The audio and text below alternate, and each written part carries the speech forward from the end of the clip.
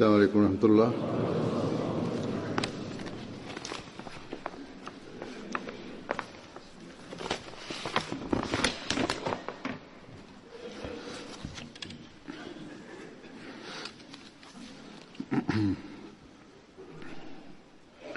أشهد أن لا إله إلا الله وحده لا شريك له وأشهد أن محمدا عبده ورسوله.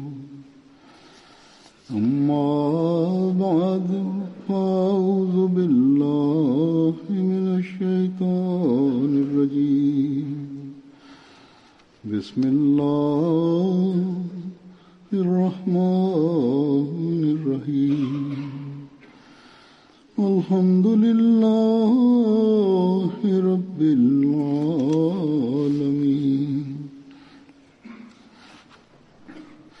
الرحمن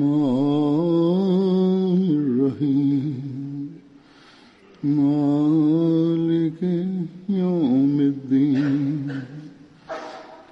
إياك نعبد وإياك نستعين.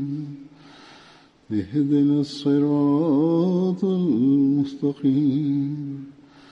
صراط الذين أنعمت عليهم غير المغضوب عليهم ولا الضالين.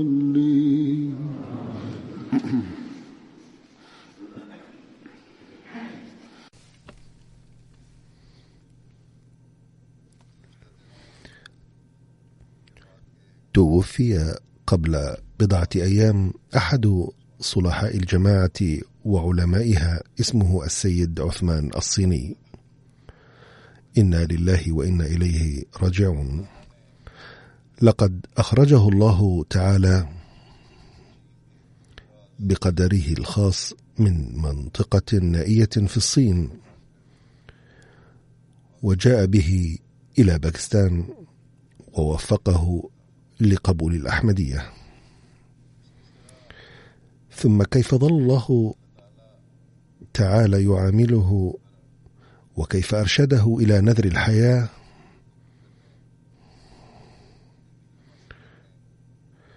قد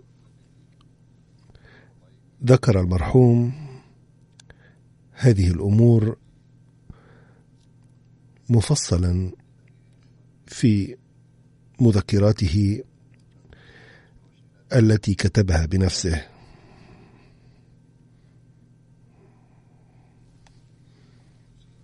لا شك أن الوقت لا يتسع لبيان هذه التفاصيل.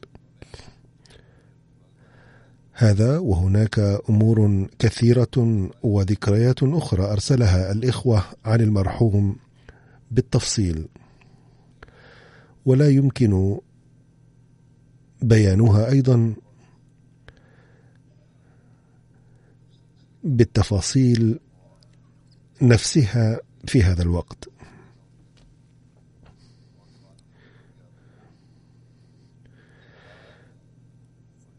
ولكن مما لا شك فيه أن هذه المذكرات تزيد المرء إيمانا.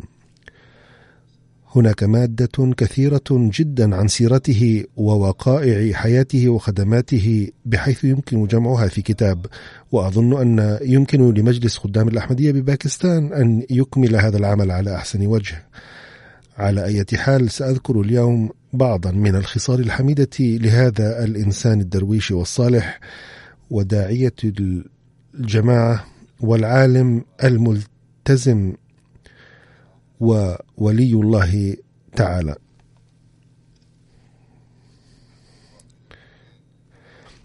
وهذه الخصال تمثل أسوة جديرة بالتقليد لدعاة الجماعة، وكذلك الذين نذروا حياتهم لخدمة الجماعة ولكل أحمدي بشكل عام أيضا.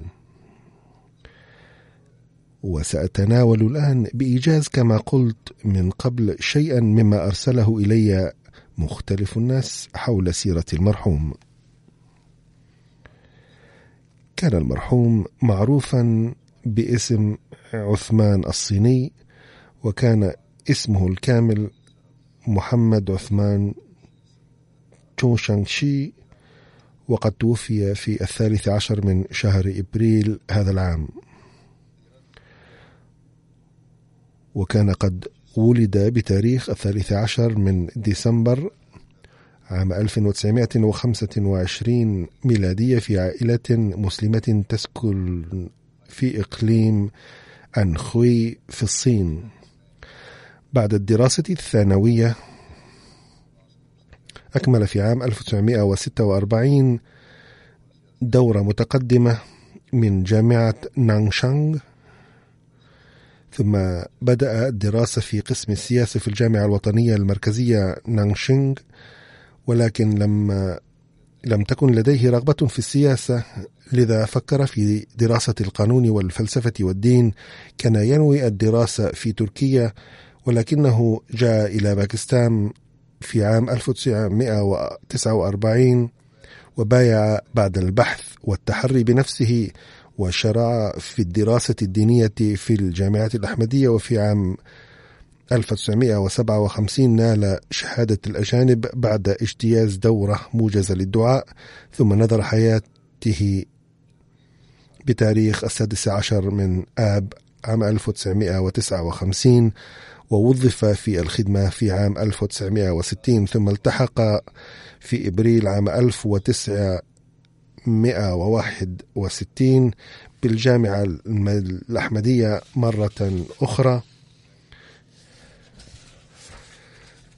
لاجتياز دورة الدعاء، وهكذا نال على شهادة الشهد في عام 1964، ووفق لخدمة الجماعة في باكستان في وكالة التصنيف في مؤسسة التحريك الجديد ربوة كواقف الحياة والداعية في كراتشي. وفي عام 1966 أرسل إلى سنغافورة وماليزيا، وخدم في سنغافورة إلى 3 سنين ونصف، وفي ماليزيا قرابة 4 أشهر، وعاد إلى باكستان في 1970 وعمل داعية في أماكن مختلفة، وقد نال شرف أداء العمرة والحج أيضا. وعندما أسست مكاتب مختلفة في لندن بعد هجرة الخليفة الرابع رحمه الله إليها، وتوسعت أعمال الجماعة بما فيها تراجم كتبها، أسس المكتب الصيني أيضا، ودعي المرحوم إلى هنا، ووفق لتراجم كتب الجماعة إلى اللغة الصينية، أهمها ترجمة القرآن الكريم إلى اللغة الصينية. وقد ألف الكتب أيضا حول معتقدات الجماعة وتعليمها.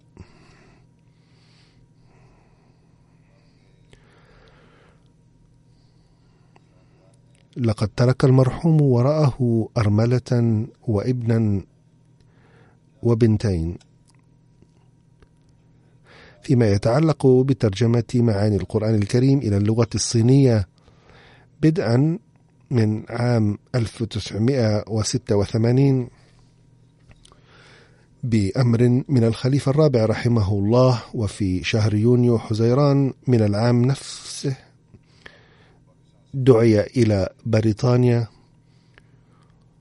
وأكمل هذا العمل الجبار بجهد جهيد دام إلى 4 سنين.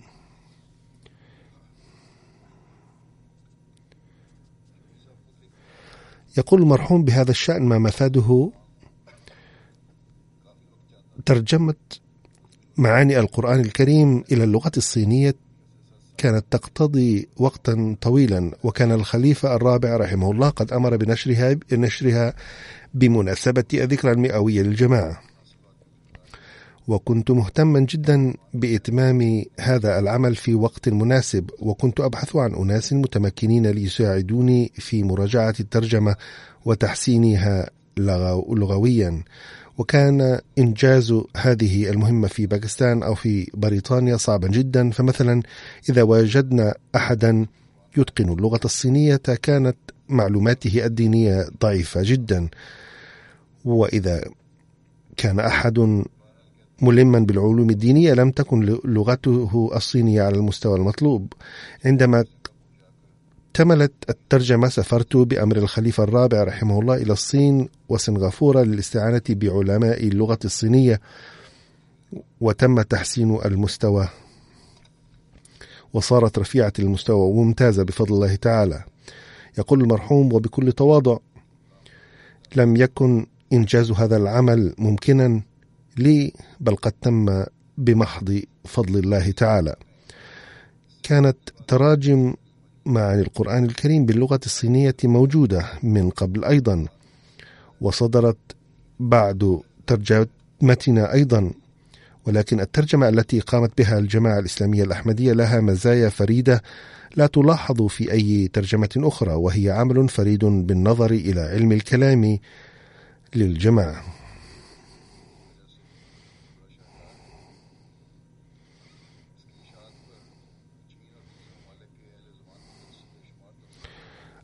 أقول: عندما نشرت هذه الترجمة ووصلتنا تعليقات كثيرة لعلماء اللغة من الصين وبلاد أخرى أشادوا فيها بهذه الترجمة وعدوها أحسن ترجمة لمعاني القرآن الكريم. لقد لاقت ترجمتنا قبولا واسعا. يعترض بعض الناس على أنه قد أدخلت فيها مفاهيم الجماعة أو تفسيرها، ولكن الجميع قد وصفوها بالترجمة الممتازة والراقية جدا.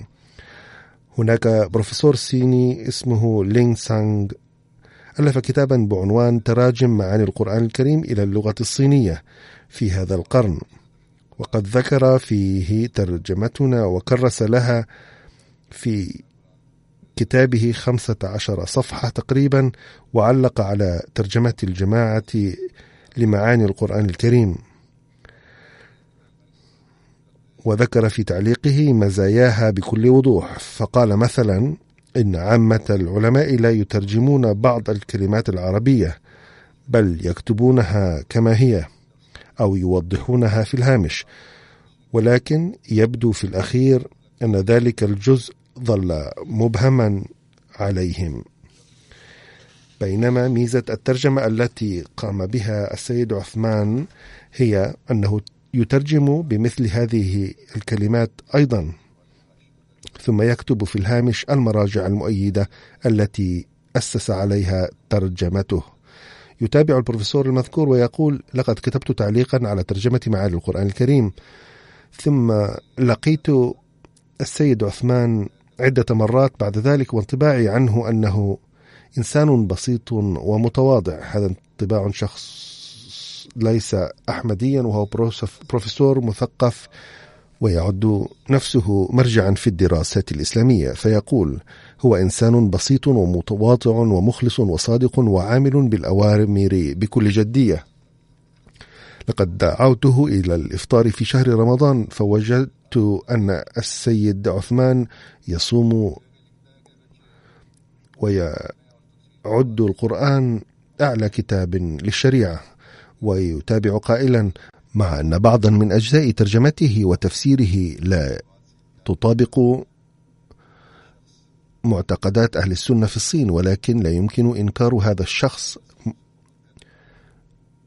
كان موحدا ومحب للنبي صلى الله عليه وسلم وملتزم بأوامر الله تعالى.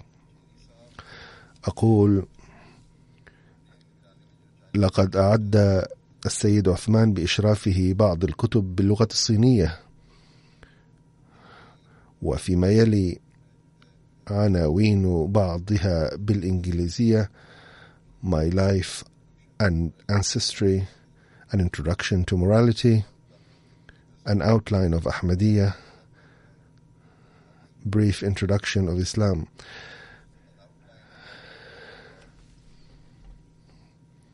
هذا وهناك قرابة 35 كتابا وكتيبا ترجمه المرحوم أو ترجمت تحت إشرافه، منها Islamic Concept of Jihad and Ahmadiyya Muslim Jamaat, Ahmadiyya Muslim Community's Contribution to the World.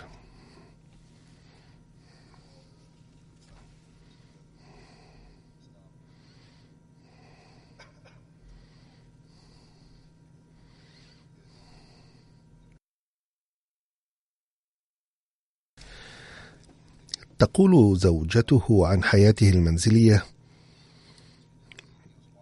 عندما عرض من باكستان اقتراح زواجي من السيد عثمان، لم يقبل والدي بالاقتراح بسبب الفارق الكبير في العمر بيني وبينه، علما أن زوجته أيضا من الصين. كان عمري حينئذ 20 عاما، بينما كان السيد عثمان بالغا من العمر 50 عاما تقريبا. فلم يخبرني والدي عن اقتراح الزواج إلى عدة أشهر، وحين قرر إخباري بعد فترة وضع أمامي الرسالة المحتوية على الاقتراح لأقرر بنفسي بشأنها. تتابع زوجة المرحوم وتقول: رأيت في المنام أني واقفة صفر اليدين في ميدان واسع في إحدى البلاد، وأقول في نفسي: ماذا عسى أن يكون مصيري؟ عندها رأيت على مقروبة مني شخصا لابسا لباسا أبيض، وسمعت صوتا يقول: إن حاجاتك كلها ستسد بواسطة هذا الرجل. وبعد قراءة الرسالة المذكورة رأيت السيد عثمان في المنام، وكان واقفا بالقرب مني مرتديا لباسا أبيض وأنا مستلقية.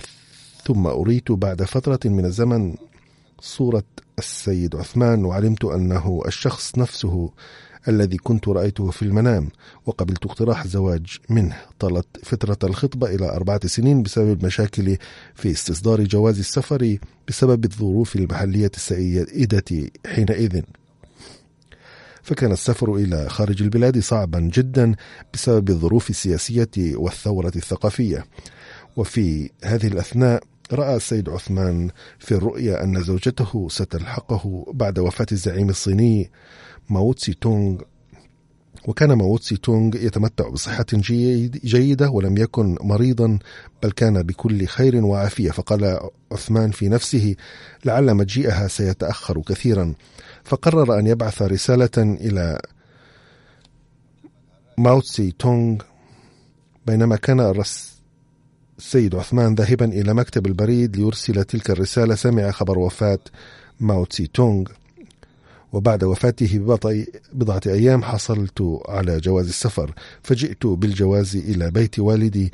وكان من قدر الله أن مطرا غزيرا نزل في تلك الليلة بعد جفاف جديد. كان المطر غزيرا بحيث حدثت في الأرض تقاطعات كثيرة بسبب جريان الماء بشدة. فقال لي أحد جيراننا وكان غير أحمدي: ليتك جئت من قبل ليزول الجفاف. تتابع زوجة المرحوم: بعد أسبوع تقريبا غادرت الصين، ولم تكن معي أي أمتعة إلا النذر اليسير من صلصة الصويا ولباسان فقط أعطينيهما الأخ الصغير للسيد عثمان. وصلت إلى كراتشي في 12 من أغسطس عام 1978، وعقد قرارنا السيد شودري أحمد مختار، وكان هو ولي أيضا في النكاح. وفي اليوم الثالث من النكاح كان علينا الذهاب إلى السفارة الصينية، وتقرر السفر بالقطار. كانت مقصورات النساء منفصلة عن مقصورات الرجال، فقررنا أننا سنلتقي في المحطة عندما ينزل الناس جميعا. كنت حديثة العهد بالمدينة، وفي إحدى المحطات نزل المسافرون جميعا من القطار، فحسبت أنها المحطة الأخيرة، فنزلت أنا أيضا. وعندما انطلق القطار شعرت بخطئي، ولكن ركوب القطار حين ذاك كان صعبا لكثرة الازدحام. باختصار كنت قلقة جدا، وأخيرا حين رآني رجل من شرطة القطار أهيم ضائعة ناداني وأوصلني إلى السفارة الصينية. كنت أتحجب وألبس الحجاب النقاب والمعطف، لذا لم يصدق رجال السفارة أني صينية. إذ كانوا يستغربون من حجاب المرأة الصينية، فطلبوا مني قراءة مجلة صينية، ثم دبروا لي التاكسي، وهي قصة طويلة.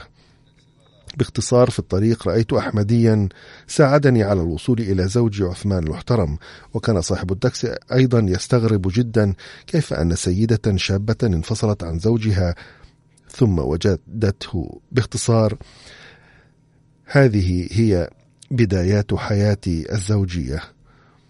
ثم تقول عن زوجها المرحوم السيد عثمان المحترم: كان زوجا رائعا، بل كان أستاذي الروحاني أيضا. فحين أتيت إلى باكستان علمني كيف أصلي، فكان بعد أن يصلي بالناس في المسجد عندما يعود إلى البيت كان يصلي معي جماعة، فكان يعلمني الكلمات العربية للصلاة إلى ساعات طويلة.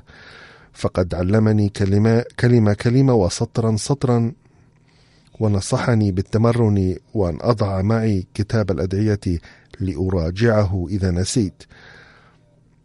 فقد علمني خلال 6 أشهر الدروس الابتدائية لتعلم القرآن الكريم، ثم حين بدأ يعلمني القرآن الكريم علمني معه الترجمة أيضا لأحافظ على الرغبة والاستمتاع، فكان صبورا ويفهمني الموضوع بالتعمق ويشرح الموضوع بسرد الأمثلة. كان يهتم كثيرا بصلة الرحم، فقد أحضر والدته من الصين وخدمها كثيرا. فقد أتى علينا حين من الدهر يوم لم نكن نستطيع أن نشتري من الحليب أكثر من زجاجة واحدة، فكان يقدمها إلى والدته، كما كان يصحبها في السفر أيضا، فقد خدمها كثيرا. كانت حياته كلها عبارة عن الشغف بعمله. يوم كانت صحته جيدة كان يعمل في المكتب إلى ساعات متأخرة من الليل، وأحيانا كان يواصل أعماله إلى الصباح. كان أهم أعماله في البيت تربية حسنة لأولاده، ولم يكن يرغب في أشغال مادية، وكان بسيطا جدا في طعامه ولباسه. تقول ابنته الكبرى الدكتورة قرة العين: لا تكاد الكلمات تسعفني في بيان خصال والدي المتميزة، فقد كان شفيقا ولطيفا ومجتهدا كثيرا وصاحب آمال وطموحات جيدة، وكان إنسانا متواضعا. كان يرغبنا نحن الإخوة كلنا وصهريه أيضا في الاشتراك في الحديث حول كل قضية، وكان يبدي اهتماما كبيرا بدراستنا، وكان يسعى ليعرف انطباعات الأساتذة عنا، وكان يقول لنا: لقد خلقكم الله تعالى في هذه الدنيا لتدعوا الناس إلى الإسلام ولا سيما الصينيين. وكان ينصحنا بانتظام بأن نستمر في أن نتقدم في الأخلاق والروحانية، وكان عادة يقول لنا: يجب أن يتولد الشعور لدى الناظرين إلى شخصيتكم وتصرفكم وسلوككم بأن الله تعالى موجود، وذلك لأن الأولاد الذين يوقنون بوجود الله أفضل بكثير ممن لا يوقنون به. كان ينصحنا دوما بأننا إذا بدأنا أي عمل أن نداوم عليه، فلم يوبخنا في الطفولة قط، بل كان دوما ينصح بحب ولطف، وإذا قسى فإنما على عدم المواظبة على الصلاة فقط.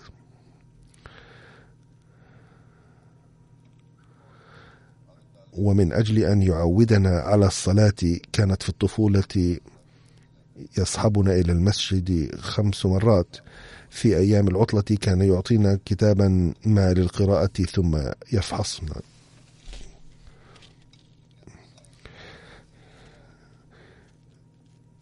لقد أعطاني نسخة قديمة لسفينة نوح قائلا: اقرأي هذا الكتاب، فلغته ليست صعبة ككتب أخرى. ثم قال لي: هذا أول كتاب قرأته بنفسي في الجامعة الأحمدية.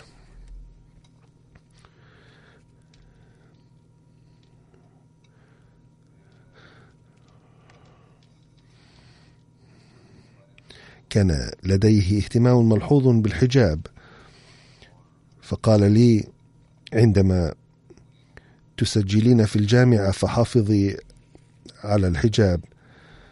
ثم قال لي بعد تلقي التوجيه من سيدنا الخليفة الرابع رحمه الله: إذا اضطررت لخلع الحجاب في الجامعة فيجب أن لا تضعي المكياج، وهذا السماح أثناء المحاضرة حصرا، وبعدها فورا يجب أن تحتجبي. فهكذا وجهني بخصوص الحجاب وأذن لي بدراسة جامعية بهذا الشرط. مثل ذلك تقول ابنته الصغرى منزهة: كان والدي دوما يقول: يجب أن تسعوا لنيل القمر، فإن لم تنالوا القمر فستنالون النجوم على الأقل. أي ينبغي أن تكون أهدافكم سامية وعالية دوما. وكان ينصحنا دائما بأداء صلاة التهجد أيضا إلى جانب الصلوات الخمس المكتوبة. وكان يرش الماء علينا أيضا لإيقاظنا للصلاة الفجر. وكان ينصحنا بقراءة كتب المسيح الموعود عليه السلام وخلفائه. وكان يجلس معنا ساعات طويلة ليرد على تساؤلاتنا بصبر ورحابة صدر دون أن ينزعج لأبسط الأمور، ففي ذلك أسوة للوالدين. وكان دوما يقول: وظفوا الكفاءات التي وهبكم الله إياها ولا تضيعوها، وأنجزوا كل عمل باعتباره عبادة لله. وكان يضرب مثلا للتقدم الروحاني: إنه كمثل الدرج، حيث يتوقف الإنسان أحيانا لاستراحة ثم يتابع مشواره بالارتفاع أكثر.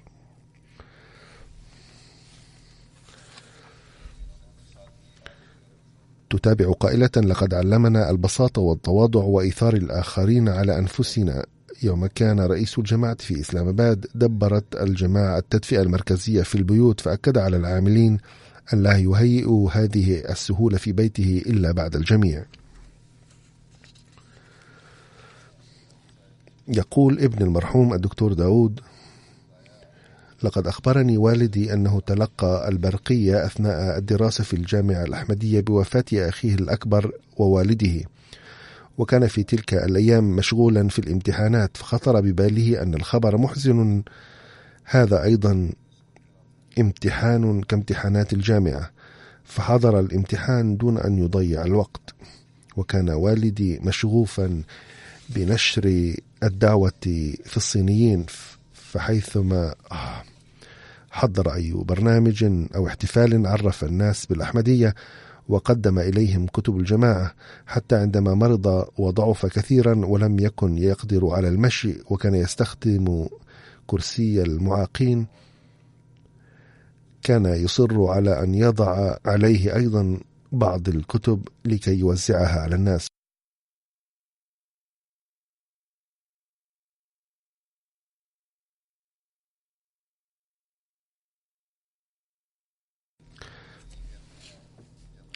في طفولتي حين كنت أذهب إلى مكتبه وكنت أحاول أخذ القلم أو اللوح من المكتب، لم يكن يسمح لي بذلك، وكان يقول لوالدتي إنه يحتاج إلى قلم فاشتري له.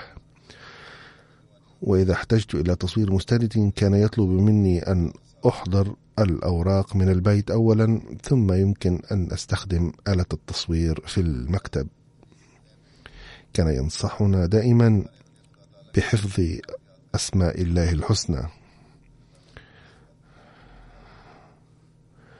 وكان قد نظم قصيدة باللغة الصينية وبين فيها تعريفا ل100 اسم الله تعالى،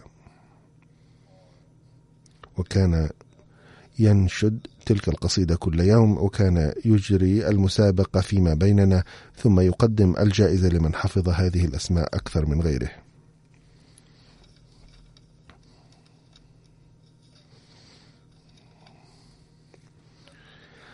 لقد جاء المرحوم للقائي قبل 2 أو 3 برفقة أهله، فقد كتب صهره أن المرحوم كتب له 3 أمور ليعرضها علي إذ لم يكن يقدر على النطق، وأول هذه الأمور أنه أصبح ضعيفا جدا ولا يستطيع الوقوف على قدميه، لذا يجلس على كرسي المعاقين فيعتذر على ذلك، فكان يكن احتراما كبيرا للخلافة. وثانيا أن أدعو له أن يوفق لنشر الدعوة حتى آخر لحظة في حياته، وأن أسمح له بأن يتابع أعماله جالسا في البيت، لأنه لا يستطيع حضور المكتب بسبب المرض والضعف، فكان مشغوفا بالعمل ولم يكن يتحمل أن يجلس فارغا عاطلا، لذا كان يريد أن يتابع العمل في البيت.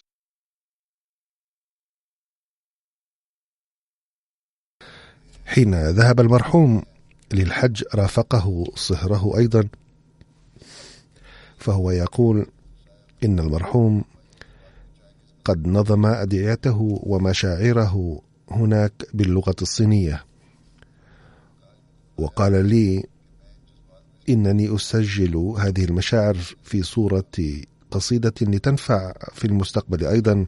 وحين سأله بعض أفراد فريقنا ماذا ينظم ويسجل، أخبره بإيجاز أنه ينظم الأدعية لقومه الصينيين أن يهديهم للإسلام الصحيح. فأبدوا دهشة كبيرة، كيف يفكر رجل مسن لا يقدر على التحرك دون سند أحد في هداية قومه.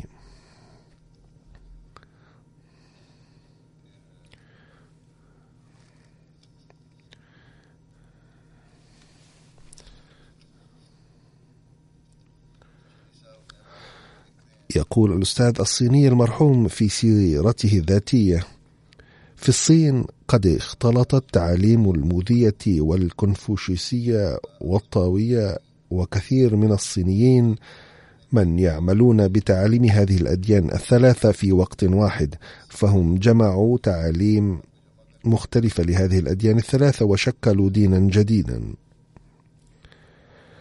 وفي هذا الدين الجديد تركيز خاص على الأخلاق. حين نشرت مقابلاتي في 3 جرائد صينية، أبدأ أتباع هذا الدين الجديد الرغبة في أن أكتب مقالا بعنوان تعاليم الإسلام عن الأخلاق،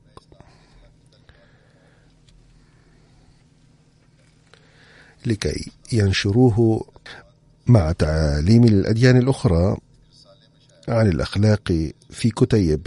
فكتبت مقالا بهذا العنوان، فأرسلوا إلي رسالة شكر وقالوا: نشكرك كثيرا لأنك كتبت لنا مقالا عظيما عن الإسلام، ونحن نشكرك على بيان حقائق الإسلام بموضوعية، وكان بحثك دقيقا ولطيفا، ومن هنا يتضح أنك تلقيت علوم الدين باهتمام كبير.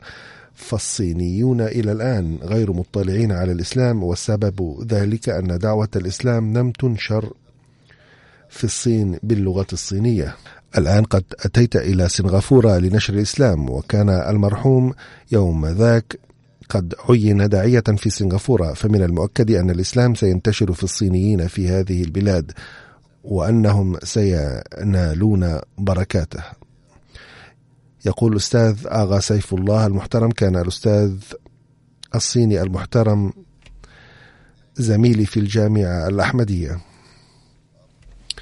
فكان في عز شبابه صالحا بارا يملك خصالا حميدة ونبيلة، وكان يصلي بمنتهى الخشوع ويدعو الله بضراعة متناهية. كان من عادته أن يصلي النوافل ويصوم تطوعا، وكان شغوفا بالتسبيح والتحميد وذكر الله، وكان يشكر الله تعالى على الفوز بنعمة الأحمدية، وكان دوما يبدي عواطف الحب والإخلاص والتفاني لها.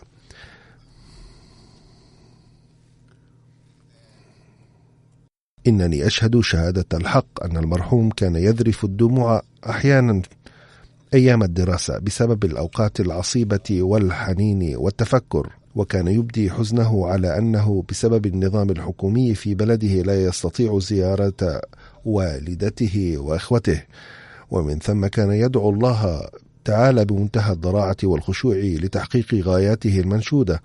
إن هذه المشاهد مدعاة غبطة لي الآن في هذه السن المتقدمة أيضا.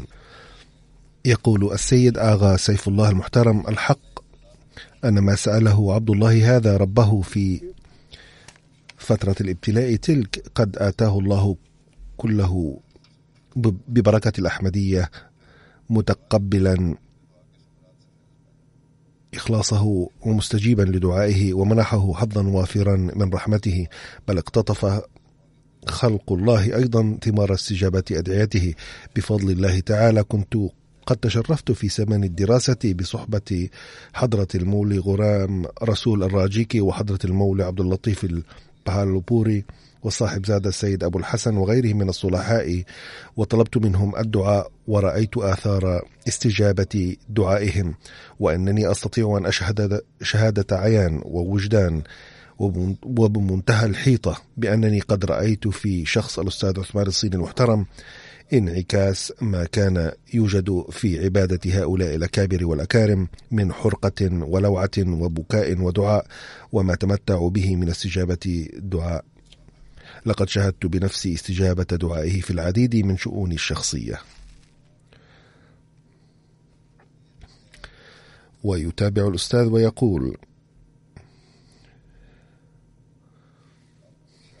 كان دائما يوصيني وزملائي الذين كانوا يأتون للقائه بالدعاء. كان شديد الذكاء وذا فراسة مؤمنة، كان محتاطا جدا في الإدلاء برأيه في الأمور الإدارية للجماعة، كان يلتزم بنظام الجماعة كما كان ينصح بذلك أصدقاؤه ومعارفه دائما. كان له ولاء روحاني كامل للخلافة، وكان يعبر عن شكره العميق على أيادي الخلافة. كلما طلب منه أحد الدعاء كان يقول له: هل التمست الدعاء من الخليفة؟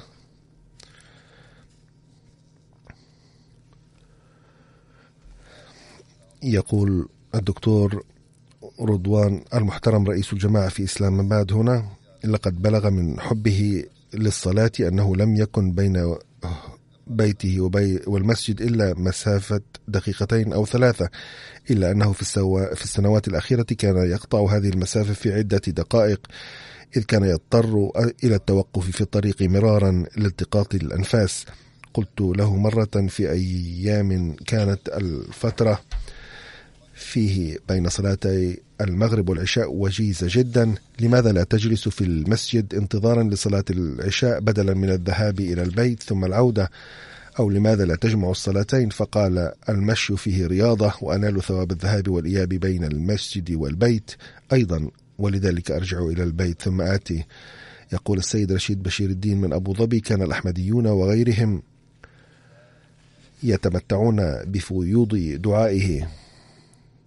عندما كان الأستاذ الصيني المحترم يعمل داعية في منطقة درج رود بكراتشي، كان غير الأحمديين رجالا ونساء يستشيرونه في أمورهم الشخصية، وكانوا يشهدون على أن مشاكلهم كانت تحل بعد العمل بمشورته وببركة دعائه. باختصار، ظل الشيخ الصيني الشهير في منطقة درج رود بكراتشي ينفع الجميع وينشر المحبة بين الكل على حد السواء دون أي تمييز ديني. وبعد ذهابه إلى لندن لم يزل الناس يتحدثون عنه وعن ذكرياته إلى مدة طويلة.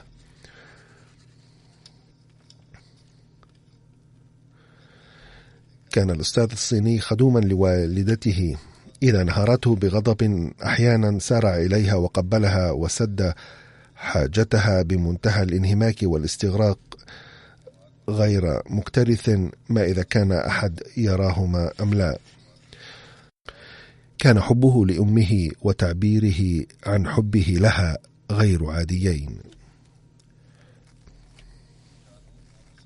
وكتب السيد مجانو محمد المحترم من جماعتنا في تومكو قرغيزستان: لقد التقيت بالسيد عثمان شو المحترم خلال سفر في الطائرة عام 1994. في البداية لم أعلم أنه مسلم أو أنه عالم من علماء الجماعة الإسلامية الأحمدية، فلما تحركت الطائرة قال الأستاذ بسم الله، فعلمت أنه مسلم.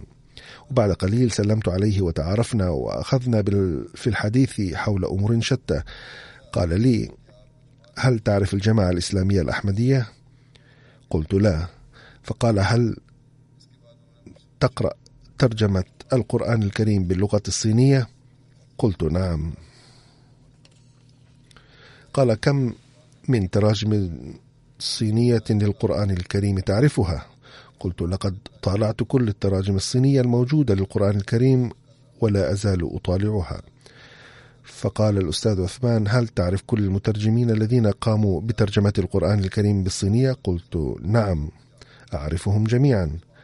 فقال: أحد هؤلاء المترجمين اسمه عثمان تشو، هل تعرفه؟ قلت: نعم أعرفه، ولكن لم أقرأ ترجمته ولم أقابله أيضا. فقال: كيف تعرف عثمان تشو؟ قلت: فقط أعلم أنه عالم وأنه قد قام بترجمة القرآن الكريم بالصينية، لكنني لم أره قط. فأخبرني الأستاذ وقال لي إني أنا عثمان تشو، فلم أصدق أني التقيت بالأستاذ عثمان تشو، فأعطاني معلومات عنه وعن المكان الذي كان مقيما فيه مؤقتا للتواصل معه، فأعطيته رقمي أيضا. وبعد يوم أو يومين اتصل بي الأستاذ عثمان هاتفيا وقال لي إني أريد أن آتي إلى بيتك للقائك. لم أكن أتصور أن عالما كبيرا مثله سيأتي إلى بيتي للقائي، فاستقبلته في بيتي وكان معه شخصان باكستانيان أيضا، فظللنا نتحدث فيما بيننا إلى 10 دقائق، ثم دعاني السيد عثمان إلى الطعام في الفندق، فقلت له: أنت ضيف، لذا يجب علي أن أضيفك. فقال: أنت طالب وأنا أكبر منك سنا وبمنزلة والديك، لذا يتحتم علي أن أساعدك. فذهبنا إلى الفندق للطعام وتجاذبنا أطراف الحديث حول مواضيع مختلفة. يتابع الراوي قائلا: ذات يوم ذهبت للقائه في مقر إقامته في مبنى البنك المركزي، وتحدثنا حول أمور عدة.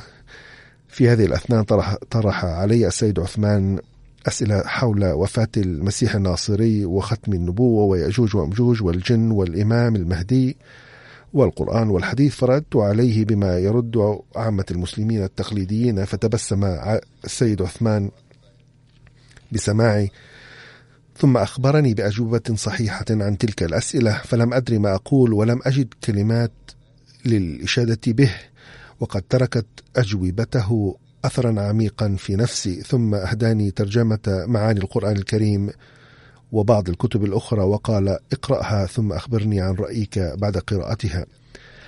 بدأت في قراءة الكتب وانقلبت أفكاري رأسا على عقب. عندها لم أكن أعلم عن البيعة شيئا، إلا أنني بايعت فيما بعد. ثم يقول الراوي: إنني أرى معرفة ظهور الإمام المهدي وجماعته الصادقة شرفا كبيرا لي.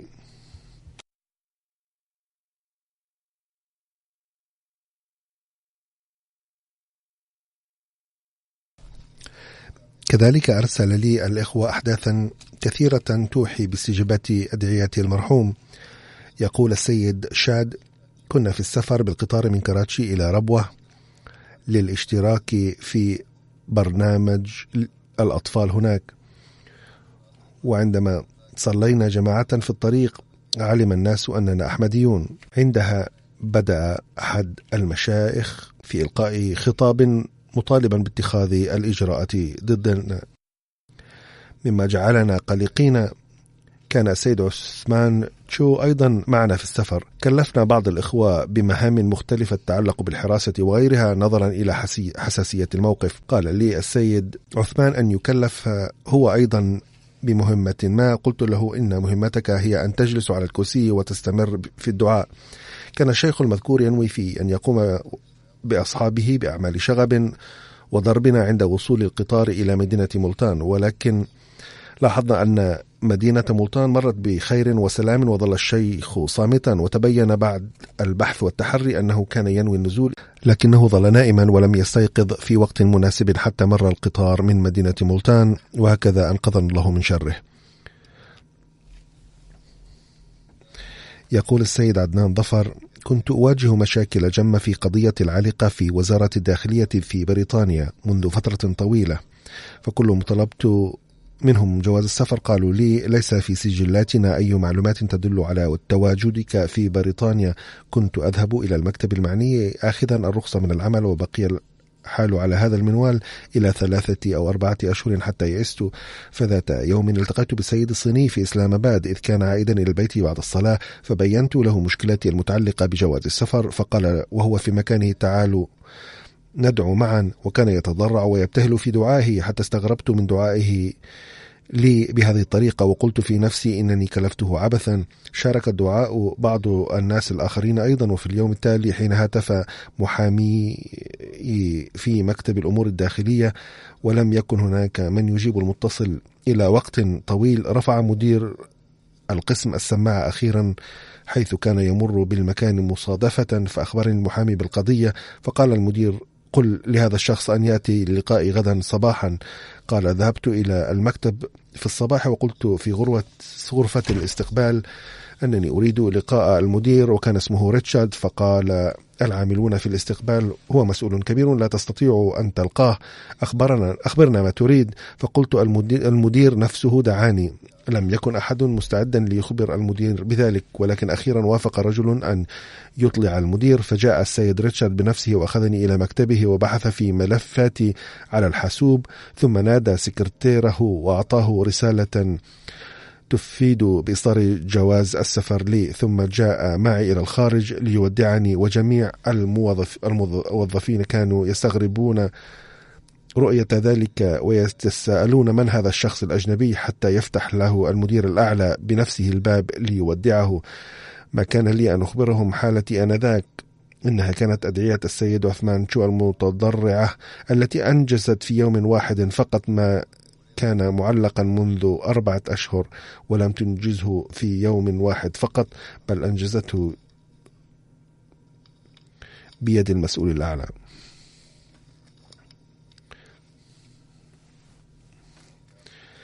الأحداث كثيرة يمكن بيانها كلها هنا كما قلت، ولكن أسرد هنا بعضها مما ذكره القريبين من المرحوم. كتب سيد حسين أحمد أنه كان اجتماع يعقد كل أسبوع، ولم تكن لدينا الدعاة سيارات في تلك الأيام، بل كنا نذهب بالباصات، وكان الاجتماع يستمر طويلا في الليل.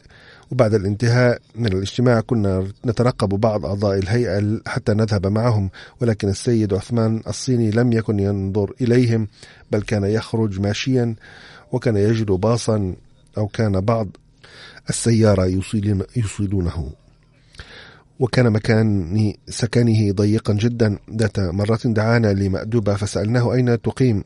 فقال: في الغرفة هذه، وهي غرفة الصلاة للنساء، وحين تأتي النساء للصلاة أجمع أغراضي، وبعد ذهابهن تكون هي مبيتي ومطعمي وكل شيء لي. كان يسكن في مكان ضيق بكل تواضع وانكسار. الداعية رشيد أرشد عمل معه إلى مدة طويلة وهو يعمل في المكتب الصيني في الجماعة. يقول: وجدت فرصة العمل مع المرحوم منذ 33 عاما. كان المرحوم ذا مزايا كثيرة، وكان أسوة لنا في التزامه بصلاة الجماعة وفي شغفه بالعبادات، سواء كان مطر أو سيل أو جليد. كان المرحوم يأتي إلى المسجد لأداء الصلاة في الجماعة. قال: رأيناه في كبر سنه إذ كان ضعف للغاية، وكان يقطع المسافة من بيته إلى المسجد في 15 أو 20 دقيقة، وبعد أن يتوقف للاستراحة أكثر من مرة في الطريق، ولكن كان يأتي المسجد في كل حال. وكان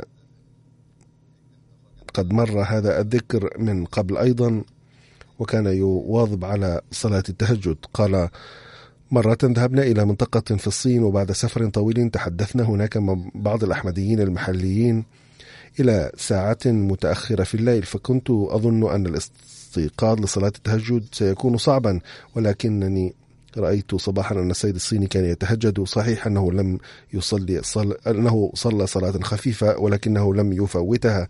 وقد كتب السيد الصيني نفسه أيضا أنه حين جاء من الصين إلى ربوة رأى كبار الجماعة في ربوة يصلون الصلوات بتضرع وابتهال ويصومون ويعتكفون ويدعون ويستجيب الله لأدعيتهم، وهذا الشيء الذي أثر في كثيرا، فعزم على السير على خطى هؤلاء الكبار، وكان يسترشد حينها بخليفة المسيح الثاني رضي الله عنه، ويتمتع بصحبة مرزا بشير أحمد ومرزا شريف أحمد ومولانا غلام رسول الراجيكي ومختار أحمد الشاهجانبوري ومحمد إبراهيم البقابوري وسيد ولي الله شاه وغيرهم رضوان الله عليهم. وطور الله تعالى شخصية المرحوم أكثر بسبب صحبة هؤلاء الكبار، وتعلق بالله أكثر.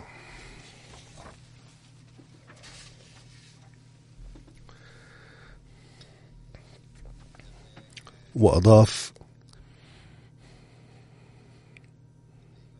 كان المرحوم نشيطا جدا في التبليغ، وكان هادئ الطبع وقليل الكلام عموما، ولكننا لاحظنا أنه كلما شرع في التبليغ نشأ فيه حماس وقوة غير عادية، فكان يتكلم إلى ساعات طويلة، وفي بعض الأحيان لو شرع في التبشير على الهاتف لم يشعر بالوقت، وكانت تمر الساعة في الحديث دون أن نشعر. ورث المرحوم خلق خير الضيف أيضا، وكان يقول إن والدي كان مضيافا لأنه لم يكن في القرية أي فندق، فكان بيتنا بمنزلة الفندق كما كان يقول والده. وكانت زوجة السيد الصيني أيضا تساعده جدا في الضيافة. وبالإضافة إلى ذلك كان يراعي مشاعر الجميع وإن كان متعبا جدا. ذات مرة استمر اجتماع إلى وقت طويل في الليل، وحين أراد المرحوم الجلوس في السيارة قال له أحد الأشخاص: انزل في بيتي فإنه قريب من هنا. يقول السيد رشيد: فقلت في نفسي إنه سيرفض الطلب، ولكنه ذهب. وهناك بدأ ذلك الشخص في تحضير العشاء أيضا، مكث هناك إلى وقت طويل وعاد إلى البيت في الساعة 1 تقريبا، ولم يكن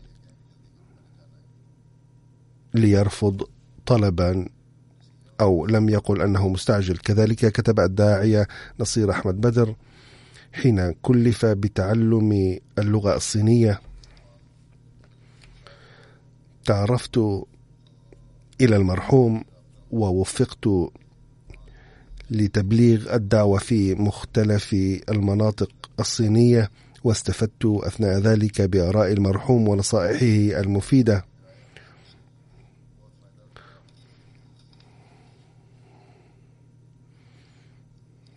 إذ كان يرشدني بواسطة رسائله. وجدت فرصة تبليغ دعوة المسيح الموعود عليه السلام إلى آلاف الصينيين شفهيا بالمناشير والكتب، وفي كل مكان سمعنا ذكر السيد عثمان الصيني بكلمة حسنة، وهو يعد علامة كبيرا للإسلام في الصين، والمؤلفات التي خلفها باللغة الصينية ستخلد ذكره. وعشرات الكتب والتراجم التي قام بها هي بحر العلوم التي أخذها من الخزائن الروحانية للمسيح الموعود عليه السلام، وبلغ الناس تراجمها. وللغته الصينية الفصيحة والبليغة تأثير وجذب خاص، وعلمت بذلك حين ذهبت إلى مدرسة إسلامية في الصين، حيث لم يعيروني أدنى اهتمام عند الزيارة الأولى، ولكن حين ذهبت إليها مرة ثانية بعد فترة وجيزة لقيني جميع المسلمين الصينيين فيها وإمامهم بحب واحترام. فسألت أحدهم: حين أتيتكم في المرة الأولى لم تبدوا هذا الحب الذي تبدونه الآن، فما سبب ذلك؟ فرد قائلا: إن الكتب باللغة الصينية التي أعطيتها للإمام هو يقرأها علينا في خطبته، وخاصة ترجمة كتابات المسيح الموعود عليه السلام إلى اللغة الصينية تجعلنا في حالة الوجد، فلم نسمع قط بهذه الكتابات الرائعة في حياتنا كلها، لذا نريد أن تجلب لنا المزيد من هذه الكتب.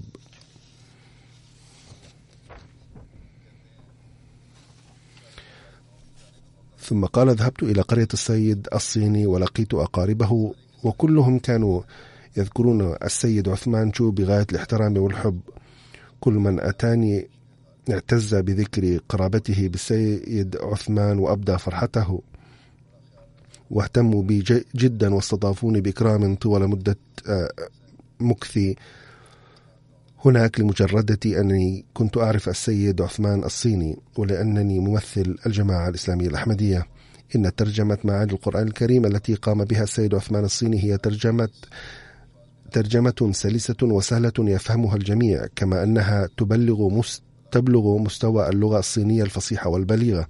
لذا فمع وجود تراجم أخرى للقرآن الكريم باللغة الصينية، فإن ترجمة السيد عثمان شو مقبولة في الصين كله ويعترف بها. وعلمت بذلك بعد لقاء عديد من علماء الصين الذين ينظرون إلى هذه الترجمة بنظرة الإعجاب رغم اختلافهم معنا عقائديا، ويحبون جدا أن يفهموا القرآن الكريم. قال: أثناء زيارتنا لمنطقة ما، حين رأى أحد الأئمة الكبار هذه الترجمة معي لمعت عيناه. كان لدي ترجمة القرآن الكريم التي قام بها السيد الصيني، فرح الإمام برؤيتها وقال مرارا: كنت أبحث عن هذه الترجمة منذ مدة طويلة، هل يمكن أن تعطيني إياها؟ فقلنا له: ليست لدينا حاليا إلا نسخة واحدة منها، فلو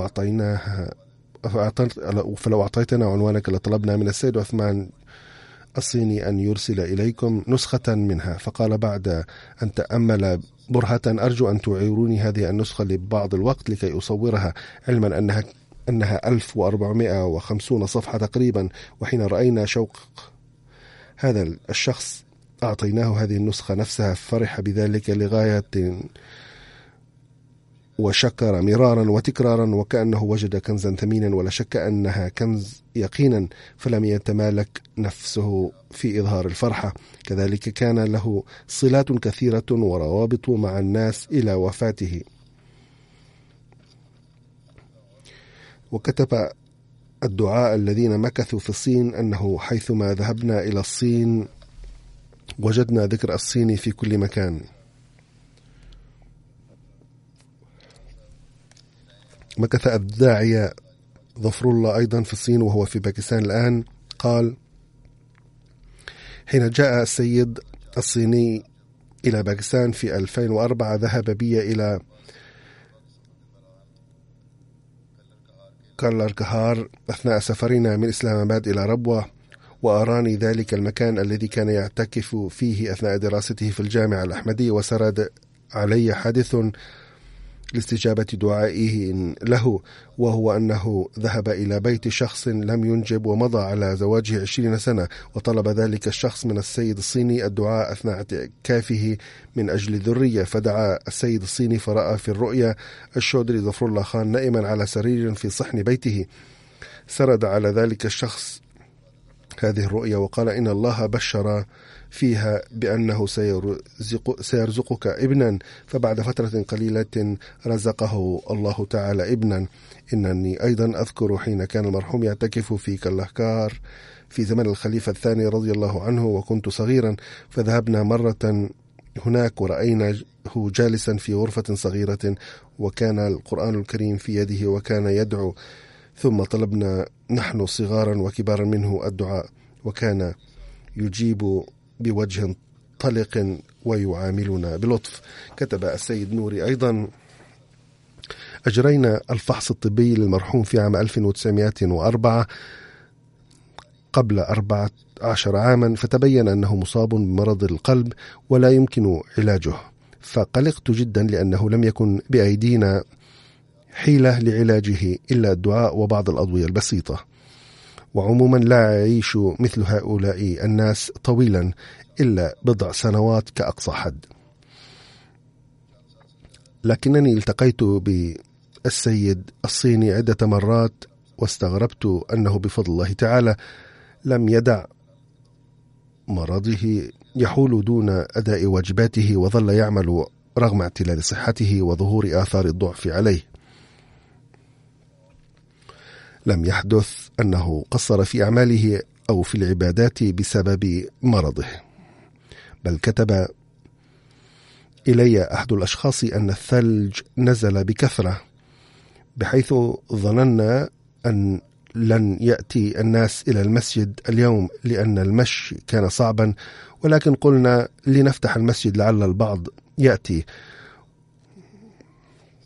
وحين قصدنا المسجد رأينا آثار الأقدام على الثلج في الطريق، فلما دخلنا وجدنا السيد الصيني الذي جاء المسجد قبلنا ماشيا على الثلج، وكان يؤدي صلاة التهجد هناك. كتب السيد عطاء المجيب راشد ملخصا لسيرة المرحوم، وهو ملخص جيد ومبني على الواقع. كتب إن المرحوم ترك فراغا كبيرا، كان رجلا صالحا عظيما. كنت أفكر في مزايا السيد الصيني، فخطر ببالي أنه كان كثير الدعاء ومستجاب الدعاء وملتزما بالصلوات لأقصى الحدود، وكان يحضر المسجد رغم المرض والضعف، وكان ناصحا أمينا وبسيط الطبع خاليا من التكلف، ومضيافا يقري الضيوف بإصرار لطيف، وعالي الهمة، ونشيطا ومنشغلا بخدمة الدين رغم ضعفه، ومؤديا لواجباته بغاية الإخلاص والجهد والحب. وكانت لوعة خدمة الدين بارزة جدا فيه، وكان خادما صادقا ومخلصا ووفيا للخلافة الأحمدية، وكان يلقى الجميع بوجه طلق ومبتسما دوما، وله مزايا كثيرة. وما قاله السيد راشد هو الحق تماما.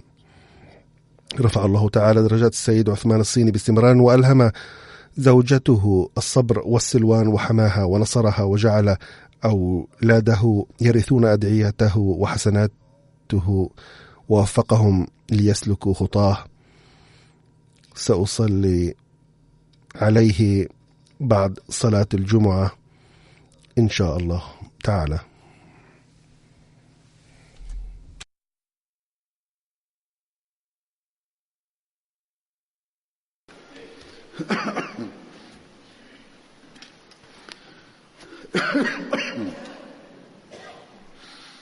الحمد لله نحمده ونستعينه ونستغفره ونؤمن به ونتوكل عليه ونعوذ بالله من شرور أنفسنا ومن سيئات أعمالنا. من يهده الله فلا مضل له ومن يضلل فلا هادي له. ونشهد أن لا إله إلا الله ونشهد أن محمدا عبده ورسوله. عباد الله رحمكم الله، إن الله يأمر بالعدل والإحسان وإيتاء ذي القربى وينهى عن الفحشاء والمنكر والبغي يعظكم لعلكم تذكرون. اذكروا الله يذكركم وادعوه يستجب لكم ولذكر الله أكبر.